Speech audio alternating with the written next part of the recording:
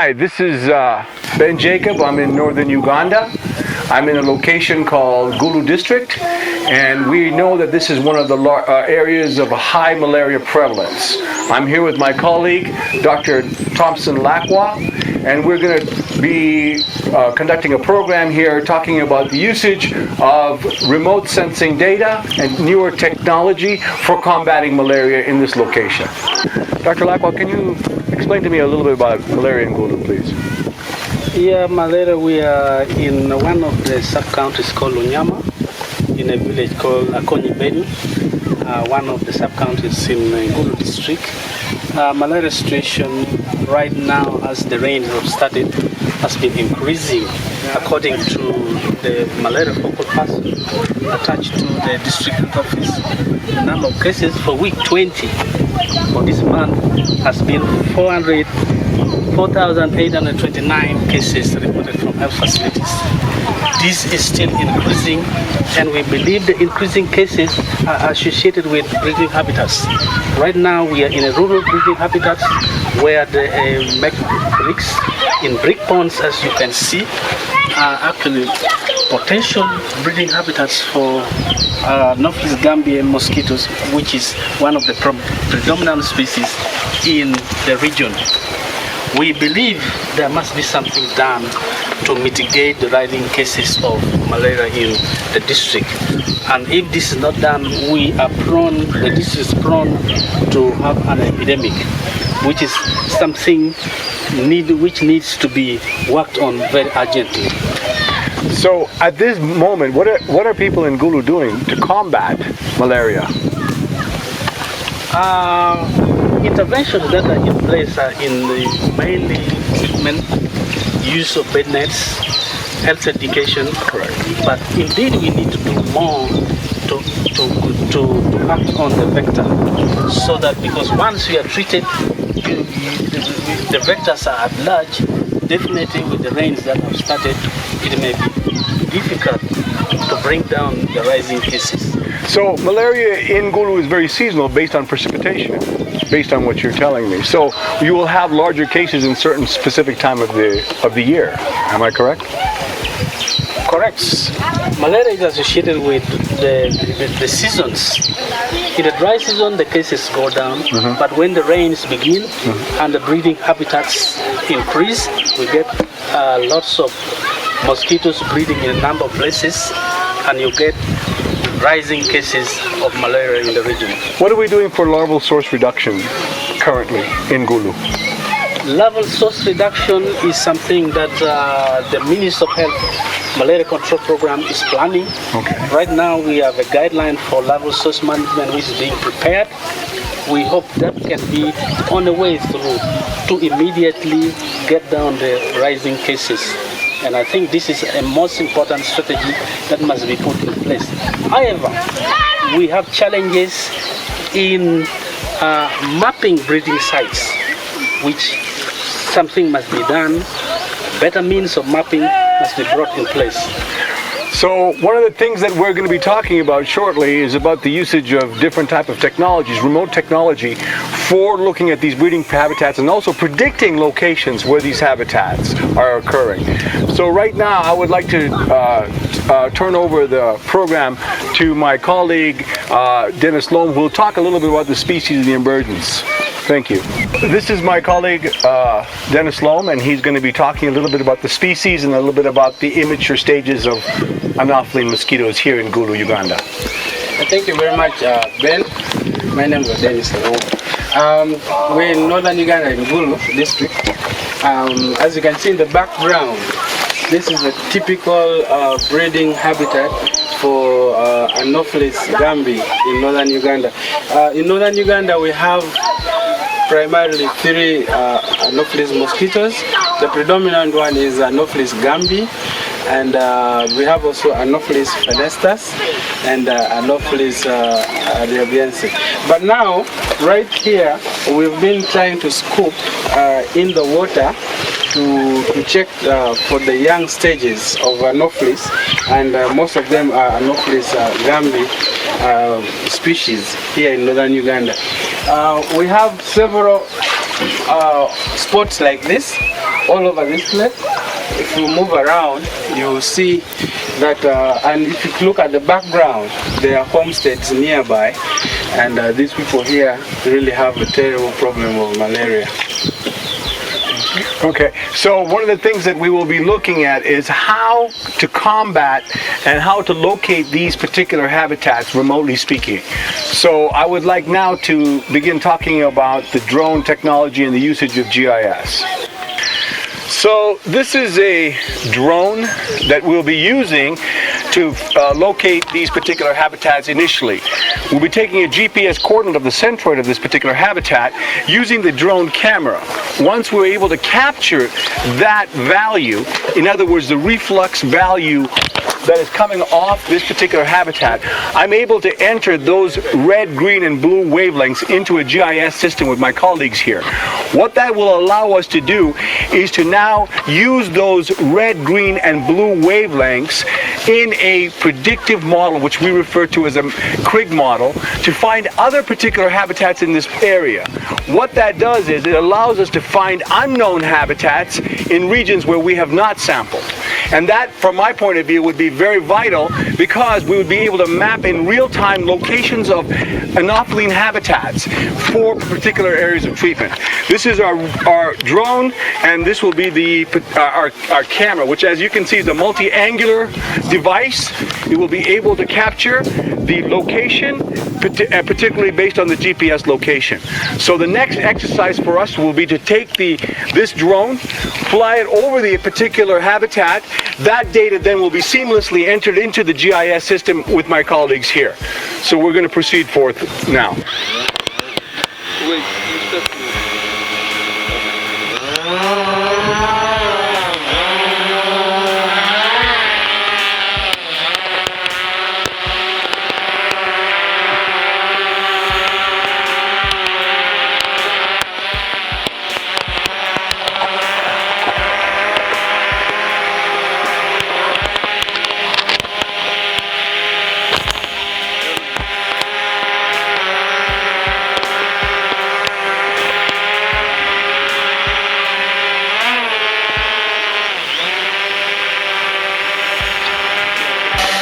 So as you can see, the drone is now taking an image of the habitat, but we're not taking a photograph. What we're looking at is the wavelength reflux that are coming off the habitat, including the vegetation, all the material on top. What we're trying to do is to get an example of a perfect capture point.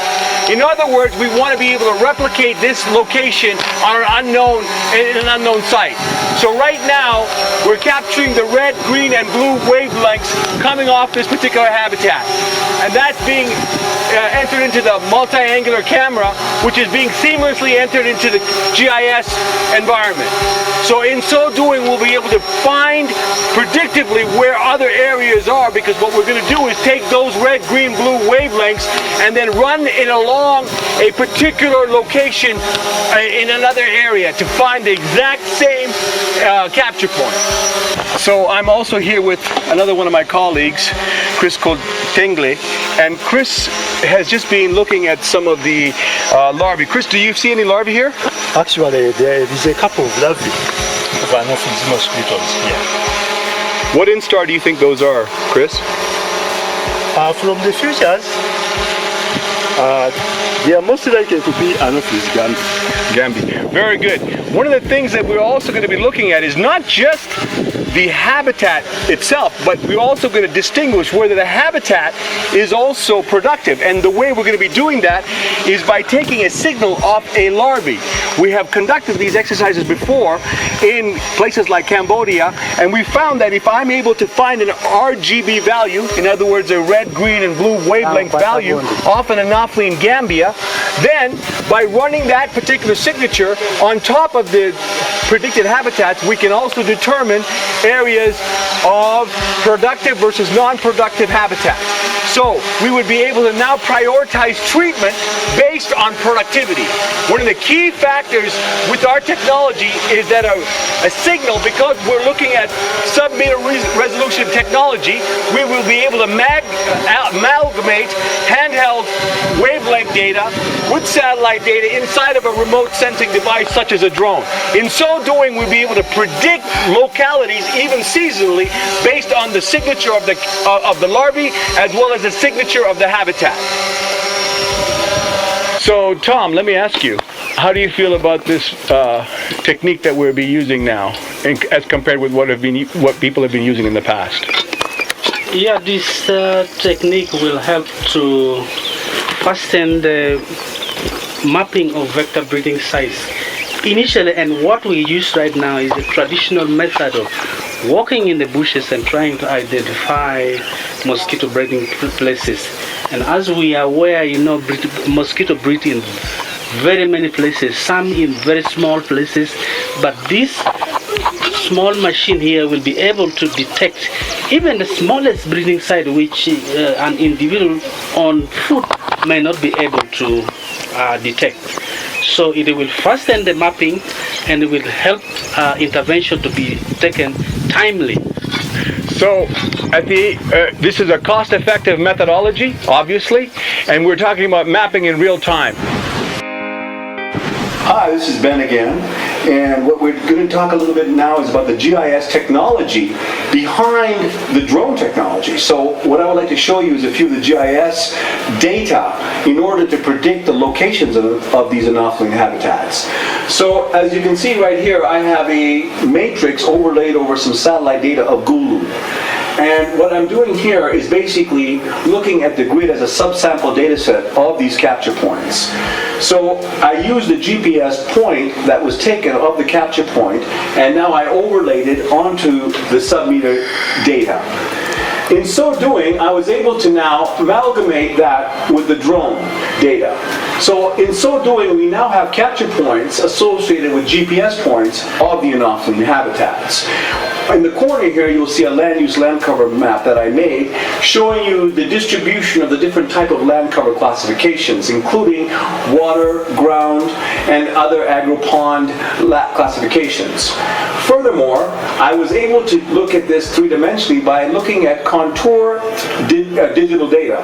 This is a digital elevation map of the GPS points of the Anopheline habitats. So we're able to now look at the elevational areas based on the GPS capture points. Once I'm able to do that, I'm also able to look at vegetation data. Is vegetation important to Anopheline habitats? We know that there are different habitats that are associated with different distributions of different levels of vegetation.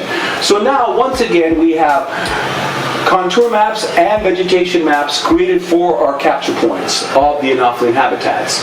This is the drone capture point of the Anopheline habitat that we were looking at the field level. As you can see, that these are the areas, and the red points being depicted here are the GPS coordinates of these Anopheline habitats. Once I'm able to do so, I'm able to now, using MAC products, retract or synthesize a RGB value. The RGB value now is giving us the reflection, as we talked about in the field, or the reflex data of the capture points. In this case, you can see that the red, green, and blue wavelengths are being delineated by the GIS. This is vital to what we're doing, because this is what is a capture point wavelength. So now, what I'm doing after that is I'm also able to now, because of the precision of our drone, able to get a signature of the Anopheline larvae itself. So, as we were talked about at the field level, we're now able to capture not only a spectral signature of the habitat, but a spectral signature of the larvae. In so doing, we're able to now differentiate habitats that are productive or non-productive predictively. After this, we're now able to put this into a Krigg model. This in GIS, what it does is it takes those RGB values and literally runs pixel by pixel over the sub-meter resolution data. What that does is it allows us to predict locations of unknown habitats. In this case, not only unknown habitats that have larvae, but also unknown habitats that don't, seasonally speaking. So, in this case, as you can see, I have a capture point being krigged or interpolated over the satellite data. In so doing, I'm able to predict locations of other unknown Anopheline habitats. Here you see a capture point location with a 1 kilometer buffer around each of them over the gridded satellite data. These points being delineated are actually predicted unknown Anopheline habitats. So finally, we have a mechanism prior to the ground validation itself of known GPS points of unknown Anopheline habitats. So what the GIS allows us to do, as you can see in this final depiction, is using the data that we get from the drone, we are now able to enter and get a spectral signature of the location as well as all the other criteria involved in the predictive model. This has been, again, here. We are conducting some of our ground truthing exercises based on our drone and GIS models. We were able to find a particular location. Here's a rock pit habitat that we found. We were able to now do some sampling to determine its productivity. Based on the drone model, we have understood this area to be a productive habitat. So what I would like to now turn over to Dr. Thompson, and he's going to tell us a little bit about this particular habitat. This habitat is a stone quarry habitat created through activities of human beings because there is rapid development taking place in Gulu and people need stones to construct. However, due to the excavation, as you can see, it has created mosquito breeding place. You can see my colleagues trying to look where the mosquito larvae are, but with the technology of drone available, it becomes easy to find exactly where these larvae of Anopheles are breeding. And it is time is very timely and saves resources. So the availability of drone right now will help us to move forward in mapping Anopheles breeding places in Gulu town. Now I'd like to turn over to another colleague of mine, Dennis Loeb, and he'll explain a little bit more about the emergence of the Anophelines from this particular ground-validated habitat. Thank you. Thank you so much, Ben. I am a medical entomologist at the district level, and we do what we call entomological surveillance for these Anopheles mosquitoes. We do indoor residual spray catch, and we catch adult mosquitoes in houses and separate the species. I want to confirm that in this particular habitat, there are Anopheles gambiae predominantly. We have also picked young larvae from here and hatched them in the lab. And when the adult the mosquitoes emerge out from the larval stages, we still separate them in the lab, and I can confirm they are mostly Anopheles gambiae in this particular habitat and many other habitats within the town of Gulu. So in this particular habitat, if we have also asked a few community members in this area, they get multiple thousands of bites in a night, and just in a small place, mostly at the edge, at the periphery of the habitat. That's where the larvae are found, and there are millions of mosquitoes that emerge from this particular place in just one night, every single day, because the temperatures in this place are fairly high. So the breeding cycle is so rapid, and so the mosquito population is so dense in this place. So what we'd like to do now, we'll be going to another site that has been field verified based on the drone model. Thank you. We would like to talk to some people that are now actually working around the rock pit habitat that the drone model has discovered. So what we're going to do is talk to one of the local residents and talk a little bit about the problem that we have with malaria here in this locality. So using my colleague Dennis, we're going to talk to this young lady who actually is employed in this quarry. Dennis, can we begin by asking her what her name is, please? So how long have you worked here? 10 years. 10 years, wow, very good. So can you tell me a little bit about the problem of the mosquitoes that is here in this location? The problem of the mosquito here, they bring us the malaria. The malaria. So Yes. have you contracted malaria here? We use that to treatment. But the problem, if you are going to the hospital, the health center, we not get the data coatem. She says that they get a lot of malaria cases in this place. Right. But normally, even when they're sick from malaria, Right. they go to the health facility. Right. The health facility does not have the drug, Oh. the anti-malarials. So it's really a big challenge.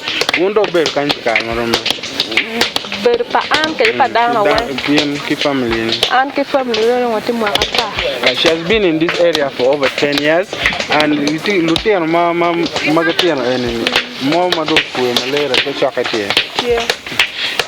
as you can see, young children in the background, some of them are just recovering from malaria, others have been having malaria in the last 2 weeks. Almost every little baby here has suffered from malaria in the last 2 weeks. So it's really a serious case. Yeah. So one of the things that we want to do with our drone technology is we would like to find sites like this for intervention to prevent malarial transmission in this high endemic area. So we would like to thank this young lady and of course my colleague Dennis for this interview. Talking to a few more local residents surrounding our habitat that our drone model was able to ground verify. So now I'm going to turn it over to my local colleague here, Dennis. Thank you so much, Ben. We have been interviewing and asking these local residents the people who are staying within this area were at the stone quarry where they are doing the stone work, and this is where the Anopheline mosquito is breeding so heavily. We've been asking them how is the biting rate, the biting nuisance, malaria cases, and they had some responses for us. Just wanted to get them to you. Mega forever. In Yinga. She's called Vicky. Vicky in the area. She has been here for over 10 years. Can you watch what you be kind down? Kan chako kay daman chaka chaba par ke mi fiam ana dum pin cher ka women be chako kay dan. She says the mosquito bites actually start very early in the day. From 6 p.m. as it starts getting dark, they're already getting a lot of mosquito bites. Grace, the new to work on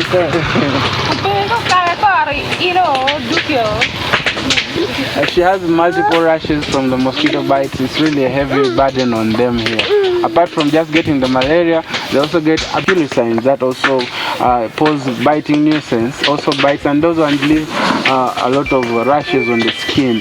So they say from 6 p.m. they already start getting mosquito bites until up to morning, up to daybreak. You know, they just get multiple mosquito bites. Latin don't way malaria. So we much chocolate. This child suffered from malaria just less than 3-4 days ago, and everyone here has gone through malaria bout. You know, not less than 2-3 weeks ago. Everyone in this place, so it's really a serious case. So we have a difficult situation that we're dealing with here. We're looking at an epidemic proportion.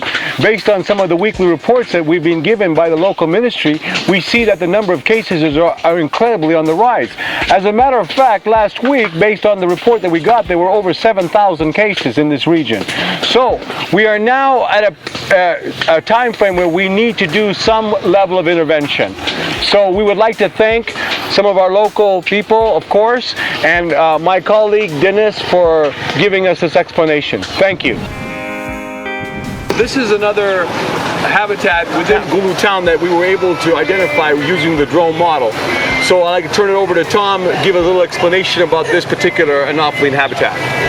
Thank you, Ben. This is one of the urban possible breeding site.